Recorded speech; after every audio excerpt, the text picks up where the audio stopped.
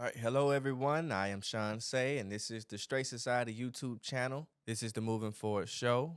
I thought it was a great idea to put some context on the conversation that has already started, and give you an idea of what's happening. So, I've been trying to put this show together for quite some time, and it is very challenging. It has been a challenging process, as everything is. I didn't want to just start a show that was about us being, superior or omniscient or any of those things. I was looking to create a channel that is truly about, interest, natural curiosity, you know, and understanding that we're not omniscient and that there's a lot that we have to work on and we have to figure out as a obviously as the black race, but also as a community, as a society, as a nation. There's many conversations that I feel that they're happening, but they're not happening, centralized enough for it to feel like things are moving forward and progressing. And there are many conversations that are happening sporadically across, but I want to have them all the time. And so I've united with my cousin, who's an anthropologist. Well, is working to become an anthropologist, and you know, just trying to see what is it that we can create together because we have a hell of a family history, and we want to get tapped back into that. So I'll leave it there. National Forest there, and my team and I are boundary marking this season for. There's a bear sanctuary out there, but they're renaming it the Bear Management Area. So our job is to walk the boundary of the national forest and fix whatever sign the incorrect wording. So there's stickers and just straight up replacing signs. So and no one really tells you where these trees are going to be. So you have to just look for paint, flagging, whatever sign, forestry signs, and just follow it. So it can get a little hairy sometimes. Damn. That's interesting. Yeah, what a journey. How long do you expect that you'll be doing that type of work? um, if I sign off for another season, it would be a miracle. This was a pilot test crew, so we were just sent out there with backpacks and hard hats and some hammers, and they're like, "Good luck." And so, pretty much everyone on the team is like, "This may be a one time thing. We get to say we're the first, but that's about it." Wow, so it's really brutal. Wow, so it's really like you feel like you're working out every time you go out there. So, how long have you Oh been yeah. doing this? We started back on August the 15th, Okay. and we've been out there. This is our fourth hitch. We go out in a span of 9 days, and we have 5 days off. And this last one, this one was probably the toughest, just because, again, since they don't really tell you the terrain, there's really no way to gauge what you're going into, and Right. we don't have the kind of equipment that you need, like grappling hooks and belays and things to climb with. And so several times we were just climbing up jagged rocks and popping out near waterfalls and whatever else you can think of. So yeah, it wore us out this time. Wow. So, what is your official title? What line of work is this? I'm an AmeriCorps crew member with North Carolina Conservation Corps. So we have two members, me and one other person, and then there are two crew leads that we go out there and we're project partners with the Wildlife Resource Committee out of North Carolina, and they're the ones that pose this project to us and give us all the maps and areas that we should be going or should be in. Damn, bro, that's all. Yeah, I can't lie, it's cause a lot. it's blowing my mind, cause I just didn't know you were on this path, cause like when and Neither did how I. did this right? So when and how did this even happen? No, I haven't mentioned it, but yes, this is my little cousin. We grew up together, and you know how I get you get older, and we kind of, I was over here and he was over there, and but here we are, trying to come back together and reestablish something different. I don't know what it is we're doing here. We're going through this journey, but here you so tell me a little bit because I don't even know honestly. This is a genuine conversation right now, and that's what this is going to be about. Tell me what made you go down this path, and how did you got down this route, which is awesome. So it's crazy. I initially like going to college. Like I tried so many different things. I was into. I started in sports medicine. Ended up in law enforcement. Ended up in environmental biology, and that was something that stuck with me. But pre-calculus didn't. So I decided, okay, I'm going to be an anthropologist. I'm going to anthropology, no math, cool. Um, and so I got my degree in archaeology and anthropology, and I knew that it was an outdoor centric thing. I was looking forward to that. So when I got out, I got into the Southeastern Conservation Corps out of Chattanooga, and we were the pilot archaeology team. And it was great. It was a lot of like trekking through woods and kind of the same thing, except it was a lot less walking. We didn't log 30 miles like we're doing right now. Um, so we were digging shovel test units, and we were doing digging regular units, looking for artifacts and things like that. So that ended last November, and this past June, job opportunity got picked up with North Carolina Conservation Corps, and initially it was going to be a trail crew. I wanted to get back into conservation. That was my passion as far as going into an archaeological setting, and I eventually got moved around to boundary marking, and I had never done anything like that before, and I was like, okay, that's fine. Um, be a new experience, learn something. That's fine. Right. Um, Quickly, I found out that camping on the ground for 9 days in random campsites and getting going into unknown areas of the woods, it was very tough. I assumed it was going to be more trail based. No, it was just go straight into the woods, find a tree, put a Wow. sign up, and yeah. So Well, at least now I'm just getting through it. you're in the best shape of your life, I bet. Yeah, yeah. Going through the woods for 10 hours a day for 9 days straight, and then only eating things like, potatoes, beans, and what few Yeah. meats you have with you. But other than that, yeah. Oh, okay. So that's kind of brutal. So Yeah. going forward though, because I know that you're saying that's not something you want to do long term. What what are your like future aspirations with that background? Because I know we've kind of slightly discussed a few things, but what are some things you're looking to do with your your education and what's the next plan? What's some of the things you're interested in? Right now it's looking, engaging what are some new fronts in archaeology. Where are some areas that people are now discovering, and they're starting up teams in that area. Like for instance, with East Carolina University right now, they're I believe still uncovering the wreckage of I believe it was Blackbeard off the coast of the Carolinas, and that was something that everybody in the area was thinking, okay, we got to get there somehow. What are we going to do? And so now it's more of just figuring out where do I fit? Where can I use the little bit that I do know, the things that I do know about um, certain periods in time, and learning using my anthropology to add context to the things we're finding. So it's just looking and seeing Okay. what's going to be out there. Right. So you're just going through the journey right now. Yeah, Right. yeah.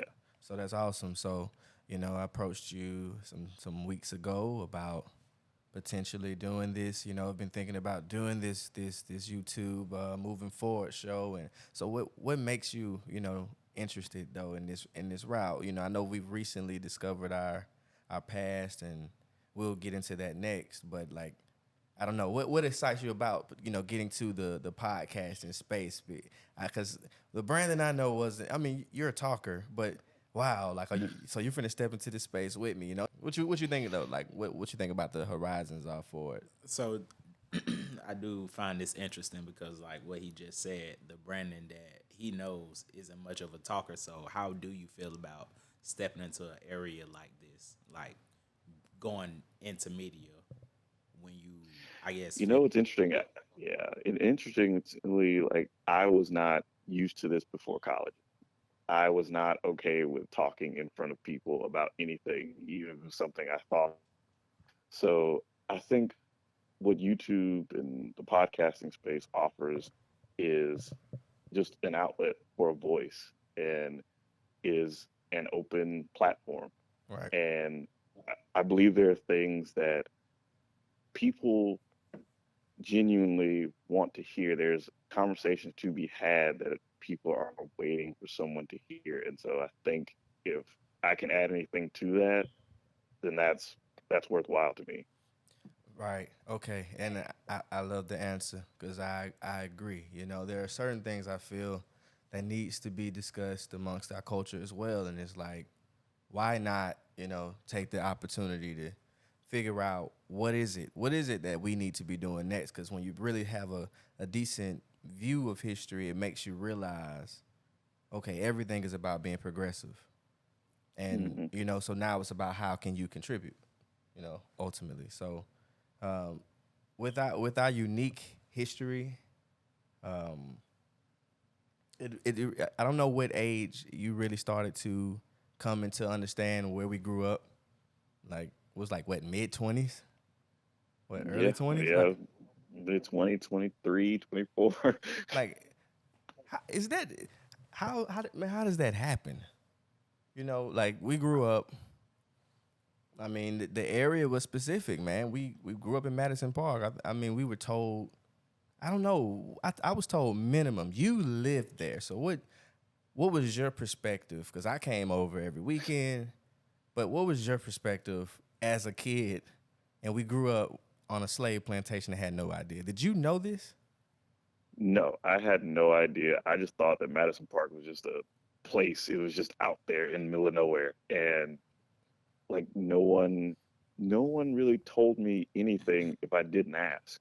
And I don't honestly know what that is. I don't know what to call that phenomenon. I don't know if it was just everyone's so wrapped up in doing their own thing that they're just, we'll talk about it later, you know, Right. and we never talk about it. So the entire area of Madison Park, that was slave plantation land. Like, According to what I've read Mm. recently, um, yes, Eli Madison. so how did your family acquire that land? Eli Madison. Oh, first off, Brandon, have you researched any of this time period of what happened when it came Very to little. very little? Yeah, very little, but I've heard a brief summation of everything that happened in in very quick fashion. But yeah, I've heard of some things that happened during that time. Right. I know. Okay, so I've read a few articles on it, and still is wild to me every time I read it. It's like I learn something new from it. But evidently, Eli Madison, after 1865, slavery's ended. He was able to unite with a small group of leaders. I would say I've heard it was 13 families or 11 Hmm. families, Hmm. Hmm. and they purchased. I believe it was May Plantation is what it was called. I could be wrong. I think that's the name though. We'll have the article and put it in place, and they bought 2,000 acres. And like what's that? A small town. Okay, so but like with them coming straight out of slavery, like how were they able to like fund this in that time period to purchase this Well, big of? they were able to go and work after like during the war there were certain jobs available, so they were able to travel and go and get work, and they saved their money. And obviously Eli, from what I've read, was somewhat of a visionary of he saw an opportunity for us to have something of our own and led the way. That's the credit that was given to him. Now, of course, we want to dig into this more, and that's one of the things, because we can figure out how to, start the process of telling this story and digging up what has happened. But that's from what my understanding is about Eli, and that was just the beginning, though. That Right. was just the start. It was. I don't know how we weren't told any of this. We should have been told this Right. as bedtime stories.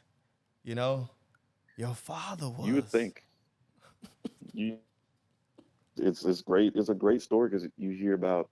I heard through I believe it was Solomon's video that that area there was a maple a maple syrup mill, and it was one of the largest in that entire region. And if the way he put it, if you didn't come to them, which when you think about, as you said, 1800s, you're coming to a slave plantation now owned by slave families to get your maple syrup until you're I did in not know direct this. contact with them. Yes, if See, you come in that's direct tough. contact with them, and it's like, they had this they had a thriving community, and of course, we'll dig into how all that was disrupted later on. Okay, so then and that is where I guess I do my interest really is what happened, and I have different ideas of what I feel has happened, and I feel like that is why I've been so obsessed with these type of conversations. And other people can't relate as much, but here you really could be that, like, this is amazing that there is somebody who can understand that frustration. What the hell happened, man? I'm sorry, I don't have to cuss, but that's how That's the that's the frustration I feel as an adult right now with all of what we've come from. That's just how I feel about it. But do you think it was more along the lines of pure racism and actual attacks, or do you think it was more so a lacking of understanding of what? And I don't know if you read anything about it, but that's why I'm asking. Do you know anything? Do you have any answer at all of what you think happened? From what I've heard, it was a combination of a lack of understanding with maybe the political system they were going into, understanding really how much they had, and maybe thinking, getting into deals with people that took advantage of them not knowing, Mm. and a top maybe also a little pressure, a little outside pressure in them saying, okay, we've got enough to raise our families. We are going to stay here and here, and this is all we need, and not really seeing how that would progress down the line. Yeah. Okay. Well, I can definitely see how some of that could play out. I'm not sure exactly what year Eli passed, but I could imagine the difficulty came in trying to have that next generation of, pick up right where he left off, because that's kind of what you would need to do. There would have to Hmm. be a group of leaders who would be able to actually not just lead but innovate in a sense and make sure that they can adapt. Because if not, that's what you would run into. I would imagine. I would imagine you run into economical issues. Would you not? Right. Yeah. So Absolutely. right. So I can. So I saw that. So Solomon married into the family. So this is after, and we don't have to go through the line of being detailed right now. I just want to know what do we know currently. You know, or do we? We don't even have to. We don't have to go there. Like, where you guys want to go from here? Because we can honestly finish talking about this a little bit. So this is me asking you: do you want to continue that conversation, or we can discuss what do you think is significant for us to focus on, or do you think they're kind of intertwined? I believe they're pretty intertwined just because the questions we're asked oftentimes were asked of generations past. And Right. it was the answer may change seeing what this has led up to. So I feel like they're still pretty intertwined. I'm glad to hear that answer because that is rarely where people. That's where I usually there's a drift off. People are Mm, not always interested in the past, and they don't observe how much it affects the narrative of today, because it has a lot to do with the stories we tell and how we think of ourselves and how we think of the world we live in. You know, so mm, I'm glad to hear that. So I would say, um, the little bit I do know, I guess I'll share that little bit, and why I think what we should be focusing on over the next weeks, months, years, and wherever it is we go. But I know that Solomon married into this family, and he became the new leader. I'll say it seems spiritual leader, at least. After you know Arthur Madison's story, right? mm. You're not familiar with Arthur? Very, very sporadically. Very, I Wow. hear bits and pieces from what has recently transpired. I Wow. almost hear it backwards, Okay. and I was like, okay, I Okay. didn't know any of that. Okay. Wow. So just to get the, I guess the Wow. family, Wow. like I Okay. guess aligned. So We'll talk. there's no relation with Eli and Solomon. Solomon married into the, Right. So let me back. or Okay. Eli's first. Eli is the leader. He's the one who leads the way for Madison Park. He has right, children. His daughter becomes the principal because they develop a school system. They have their own water system. Like you said, they had their own politics out there in a sense. And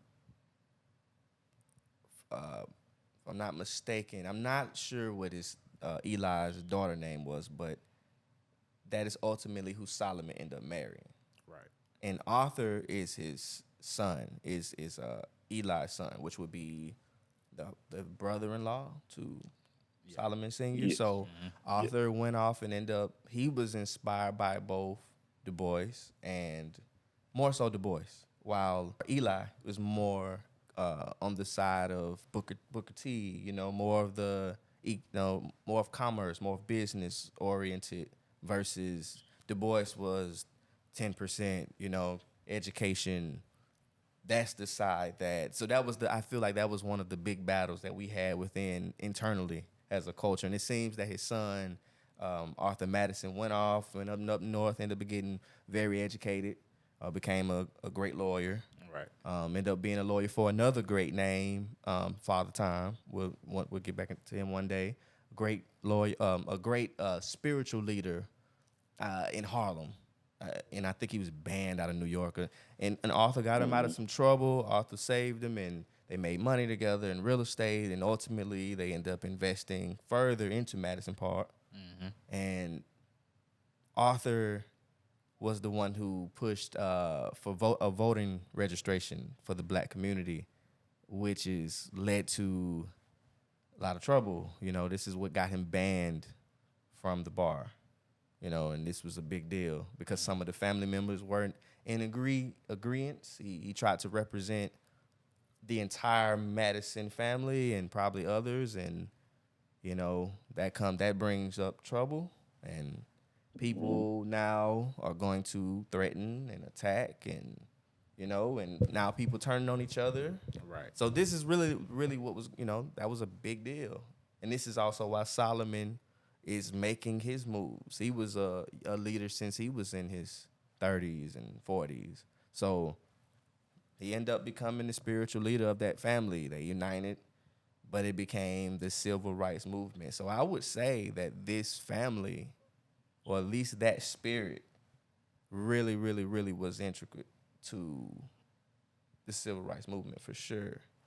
And I don't know if you ever got a chance to read Solomon's book, but we need to we'll go through that, and because in that book I think he lays out exactly what I'm saying here. So you've read the entire book. I've read it twice and I still feel like I'm missing pieces because the way he wrote it, he was so old at the time, and it seemed he was going through so much.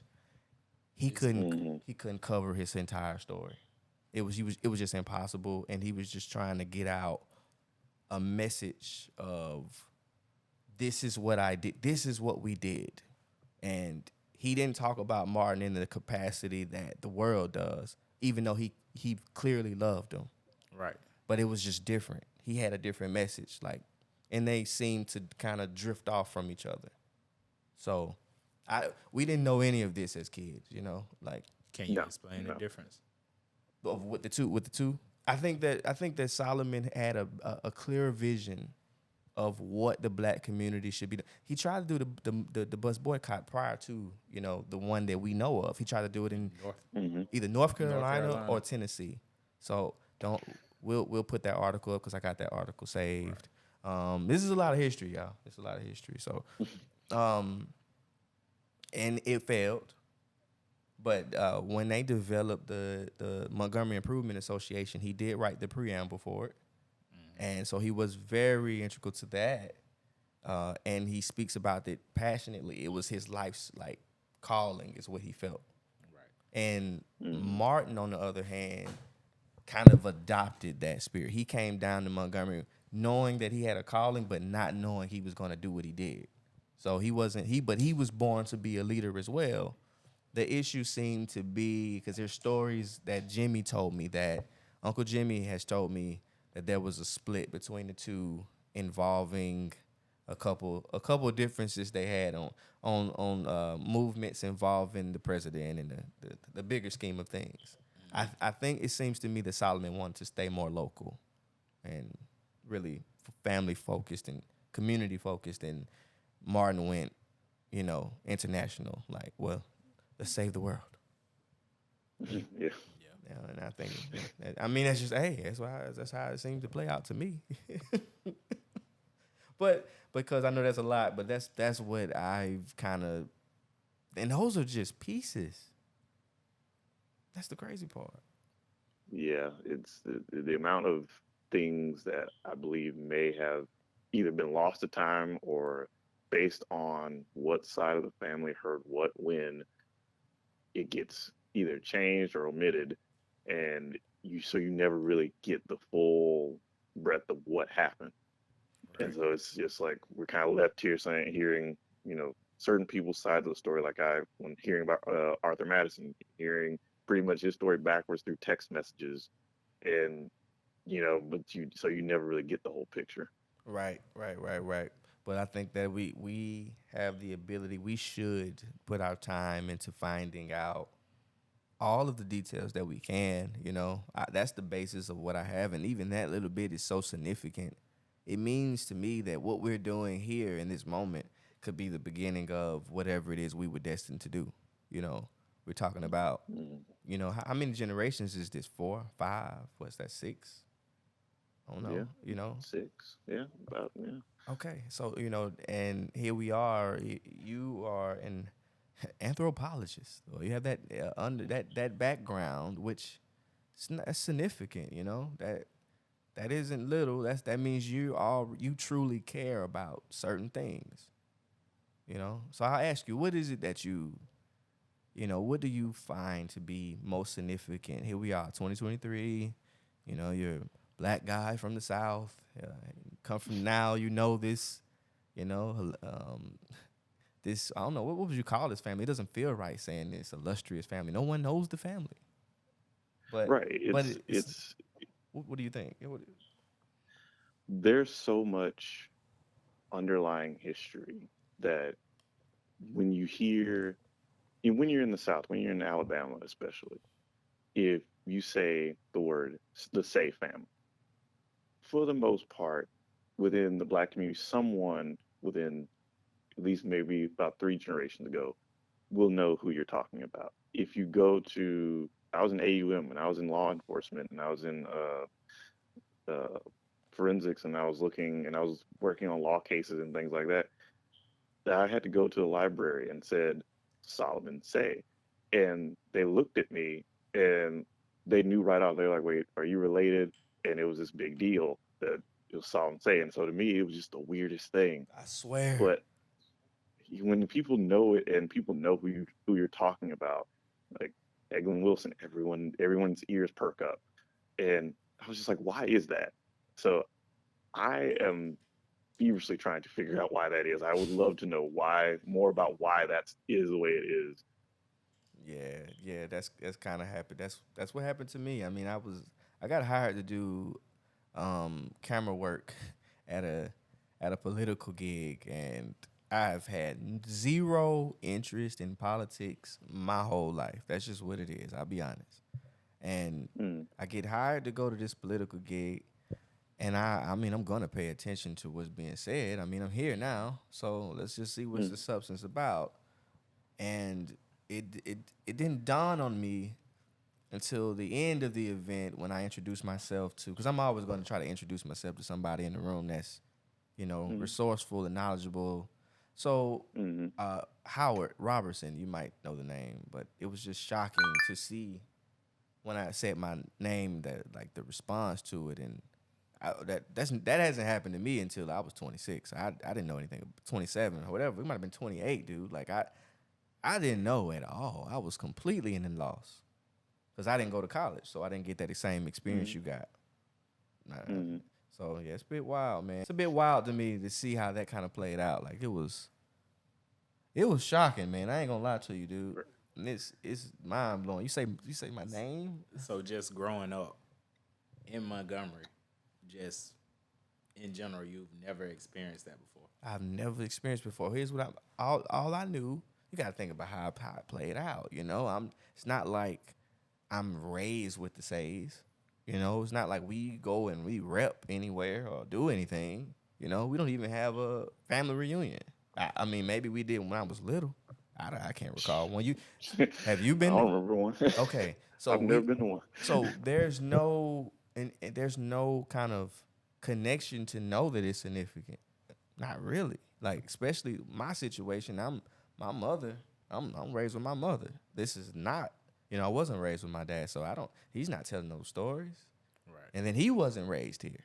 He was raised up north for the most many years. So I just don't think. No, like how would I find out? I go to school. I'm at home. So it's really no. I didn't discover. So it makes sense that he'd had that encounter in college. Yeah, that Right. makes sense. Around professors and nah, dude, where I'm from. Well, I was in a trailer park. Random apartments all across the city. Like Right. no one cares, bro. Like that's what's so mind-boggling to me. And now I understand what some of our issues are. Did you get a chance to read that blog I sent you? I did. Yeah, I read it. I read through it, Like and yeah, yeah, that encompasses it pretty perfectly. so you need to read my blog. If you find this conversation interesting, you need to read the blog because I really put some effort and time, and it truly, truly breaks down what I think is at the root of our cultural issues. Go into it. Talk about it a little bit. Okay, just a little bit. Just some highlights. Uh, Look, all I'm gonna say is, all right, we have not um, become aware of where we really are in the sense of, taking control of your narrative and recognizing and having a worldview beyond the one of just being a slave, recognizing what life is truly, truly about. Because if we did, then we would have found out that at the root, it has to be family. That is our issue. You can look at statistics, you can look at any of the last 60 years when it comes to what we have been, actively doing.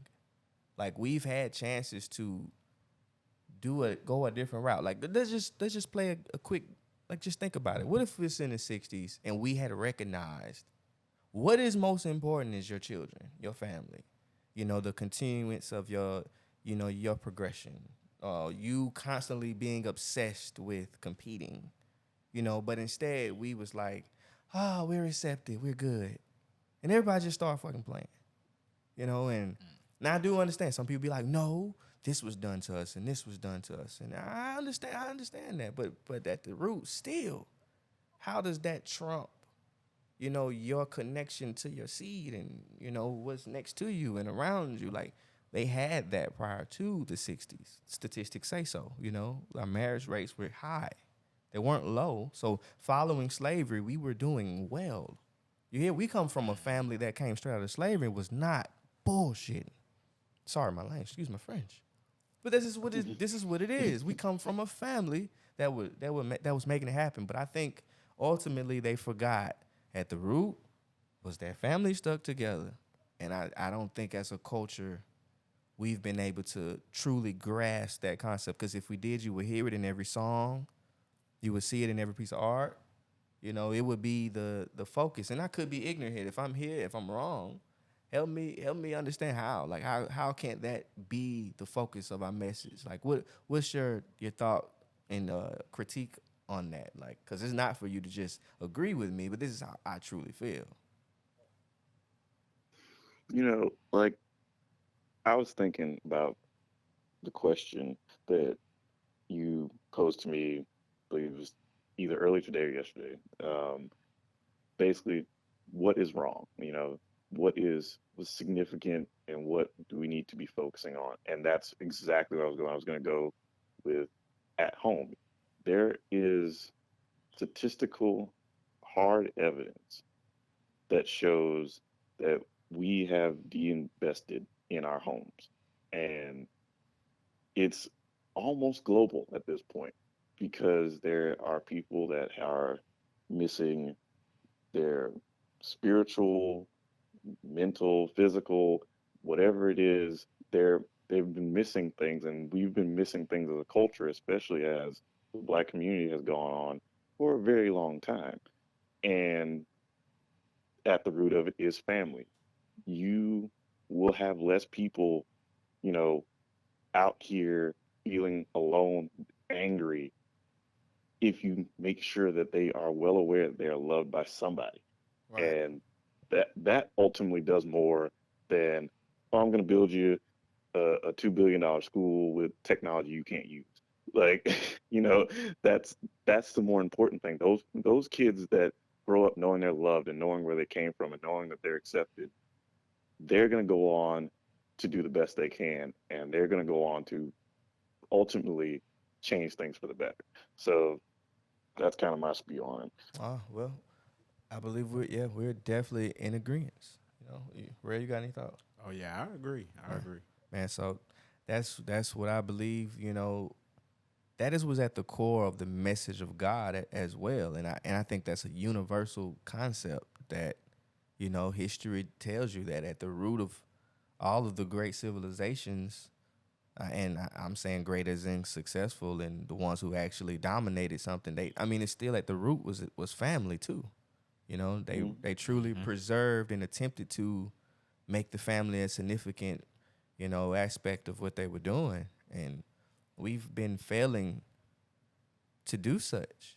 We've allowed a culture, and I say we've allowed, and I don't mean that it shouldn't exist, because those things, all things, they're going to exist, but there's no way that the culture we have is unchallenged. I mean, it's nothing. There's no alternative thought right now, not as a popular concept. You can go and find some things, I'm sure, but we have not produced anything that is, you know, good for the spirit, for the soul, for the family, and also be commercial.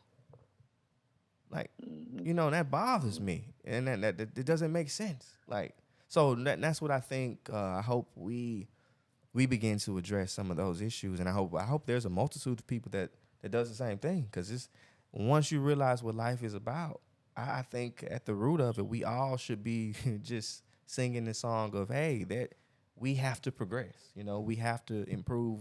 And once you focus and meditate and listen to that style of music, and you focus on that type of art, and you watch those type of movies, and you read those type of books, and you listen to those type of people, you're gonna progress. Right. Like, To cap that, it reminds me of a phrase where saying, if you're not growing, what are you doing? hey, Well, if something's not growing, it's dead. it's, Right. And yeah, we're seeing that. We're seeing that when you feel like you've hit the pinnacle and this is as far as it can go and this is as good as it can get, that's going to be a problem. exactly. It's because it shouldn't happen that way. It's always going to be, the next step in progression. Like, I keep saying that word, but I believe it's something that we should take to the heart. That's what we can do. Because if we're continuing to act like things have to be perfect, or things have to, fully make sense for us to step forward and do something better or make a different decision, then we'll never move forward. Right. So, Exactly. so here we go, cuz we'll end it with that, man. I appreciate the time, and we will do this every week. Um, these are gonna just be. I don't know where we're going next week. We can discuss it off air, but we're gonna have these conversations, and eventually, hopefully, we're gonna build this community up. We're gonna release products, we're gonna release art, and we're gonna, hopefully invest in your career as well. And I don't know, wherever the spirit takes us. I don't know. We're gonna Yeah, right. There it is. Where the spirit takes us. like straight up. And hey, so um Hey, we're gonna get up next week, man. I'll message you and we'll go from there. I don't have nothing else. You got something you want to say? Hey, I just appreciate y'all having me on, and I'm I'm ready for the journey. That's all life is, more journeys. So let's get it going. Yeah, man, we definitely appreciate you too. And I'm really interested in your background, man, because I never really ran across anybody with that background. So I really want to learn more about what you do and how you got to that point.